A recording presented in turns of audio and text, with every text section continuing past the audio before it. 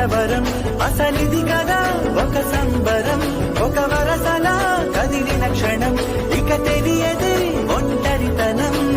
ఎన్నాళ్ళ ఘోరాలు కన్నోటిలా వస్తూనే పోయాయి కన్నీళ్ళిలా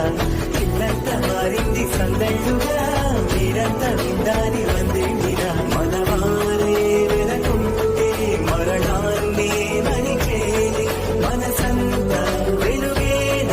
ఇక చీకటెళ్ళింది తెల్లారి నవ్వుతోనే 10 మంది